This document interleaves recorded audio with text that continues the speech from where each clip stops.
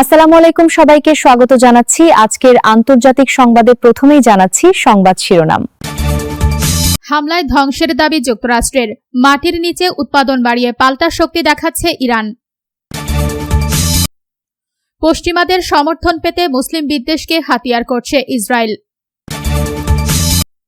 মাত্র ৬০ ঘণ্টায় চীন তুরস্ক থেকে পাকিস্তানে একের পর এক সামরিক কার্গো ফ্লাইট, কড়া নজর রাখছে ভারত।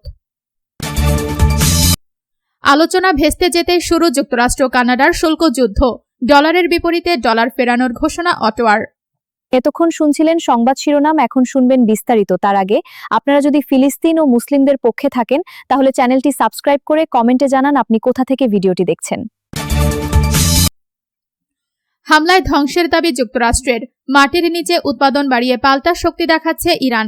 যুক্তরাষ্ট্র ও ইসরায়েলের সঙ্গে সংঘাতের মধ্যেই অস্ত্র উৎপাদন ও সামরিক সক্ষমতা কয়েকগুণ বাড়ানোর দাবি করেছে ইরান। দেশটির প্রতিরক্ষা মন্ত্রণালয় জানিয়েছে, গত ১২ মাসে অস্ত্র ও প্রতিরক্ষা সরঞ্জামের সামরিক উৎপাদন দ্বিগুণ হয়েছে। যুদ্ধের জন্য জরুরি কয়েকটি অস্ত্রের উৎপাদন বেড়েছে ৩ গুণেরও বেশি। হোয়াইট হাউস দাবি করেছিল, মার্কিন হামলায় ইরানের প্রতিরক্ষা শিল্পের প্রায় ৮৫% এবং অধিকাংশ ক্ষেপণাস্ত্র ও ড্রোন ধ্বংস হয়েছে। তবে প্রতিবেদনে উল্লেখ করা মার্কিন গোয়েন্দা মূল্যায়ন অনুযায়ী ইরানের প্রায় ৭৫% সচল ক্ষেপণাস্ত্র লঞ্চার এবং বিপুল অস্ত্রের মজুদ এখনও অক্ষত রয়েছে। ইরানের প্রায় ৯,৩০০ প্রতিষ্ঠান অস্ত্র উৎপাদনের সঙ্গে যুক্ত। মাটির গভীরে ছড়িয়ে থাকা সুরক্ষিত স্থাপনাগুলোতেও উৎপাদন চলছে। শত্রুপক্ষকে সামরিক সক্ষমতা সম্পর্কে অন্ধকারে রাখতে নতুন অস্ত্র প্রকাশে উন্মোচন না করার সিদ্ধান্ত নিয়েছে তেহরান। হরমুজ প্রণালীতে ইরানি ড্রোনের হুমকি বজায় থাকায় তেল পরিবহনও যুদ্ধের আগের অবস্থায় ফেরেনি। যুক্তরাষ্ট্র ও ইরানের মধ্যে কূটনৈতিক আলোচনা বন্ধ থাকায় এই সামরিক উত্তেজনা আরও দীর্ঘ হতে পারে বলে আশঙ্কা করা হচ্ছে। পশ্চিমাদের সমর্থন পেতে মুসলিম বিদ্বেষকে হাতিয়ার করছে ইসরায়েল। গাজায় হামলা ও মানবাধিকার লঙ্ঘনের অভিযোগে বিশ্বজুড়ে ভাবমূর্তি ক্ষতিগ্রস্ত হওয়ার পর পশ্চিমাদের সমর্থন ধরে রাখতে ইসরায়েল মুসলিম বিদ্বেষকে রাজনৈতিক কৌশল হিসেবে ব্যবহার করছে, এমন বিশ্লেষণ তুলে ধরেছেন মার্কিন পররাষ্ট্র দপ্তরের সাবেক কর্মকর্তা জশ পল। তার মতে, নেতানিয়াহু সরকার ইউরোপ ও যুক্তরাষ্ট্রের কট্টর ডানপন্থী রাজনৈতিক দলগুলোর সঙ্গে সম্পর্ক বাড়াচ্ছে। সম্প্রতি জেরুজালেমে আয়োজিত একটি সম্মেলনে ইউরোপের বিভিন্ন ডানপন্থী নেতাকে আমন্ত্রণ জানানো হয়। সেখানে আলোচনার প্রধান বিষয় ছিল কথিত উগ্র ইসলামের আগ্রাসনের বিরুদ্ধে যৌথ লড়াই।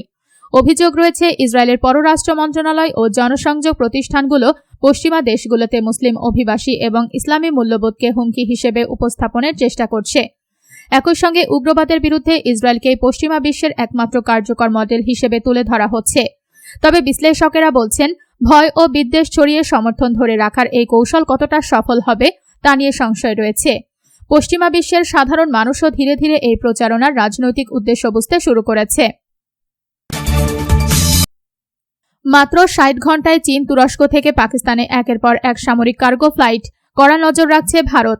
মাত্র ৬০ ঘণ্টার ব্যবধানে চীন ও তুরস্কের একাধিক ভারী সামরিক পরিবহন বিমান পাকিস্তানের বিভিন্ন বিমান ঘাঁটিতে যাতায়াত করেছে, এমন দাবি করেছে ভারতীয় নিরাপত্তা সূত্র। এই গতিবিধির ওপর কড়া নজর রাখছে নয়াদিল্লি। প্রতিবেদন অনুযায়ী চীনা সামরিক বিমানগুলো রাওয়ালপিন্ডির নূর খান এবং করাচির মাসরুর বিমান ঘাঁটিতে অবতরণ করেছে। একই কার্যক্রমে তুরস্কের সামরিক পরিবহন বিমানও অংশ নিয়েছে। ভারতীয় কর্মকর্তাদের ধারণা, এসব বিমানে ড্রোন ও অন্যান্য প্রতিরক্ষা সরঞ্জাম আনা হয়ে থাকতে পারে। তবে ঠিক কী পরিবহন আনা হয়েছে তা স্বাধীনভাবে নিশ্চিত করা যায়নি। চীন দীর্ঘদিন ধরে পাকিস্তানের প্রধান অস্ত্র সরবরাহকারী তুরস্ক ড্রোন ও চালকবিহীন সামরিক প্রযুক্তিতে ইসলামাবাদের সঙ্গে সহযোগিতা বাড়িয়েছে। এর সঙ্গে সৌদি আরব, তুরস্ক ও পাকিস্তানের নতুন যৌথ প্রতিরক্ষা চুক্তি যুক্ত হওয়ায় আঞ্চলিক সামরিক সমীকরণ নিয়ে ভারতের উদ্বেগ আরও বেড়েছে। আলোচনা ভেস্তে যেতেই শুরু যুক্তরাষ্ট্র কানাডার শুল্ক যুদ্ধ, ডলারের বিপরীতে ডলার ফেরানোর ঘোষণা অটোয়ার। শেষ মুহূর্তে বাণিজ্য আলোচনা ভেস্তে যাওয়ার পর কানাডীয় পণ্যের ওপর যুক্তরাষ্ট্রের নতুন উচ্চ শুল্ক কার্যকর হয়েছে।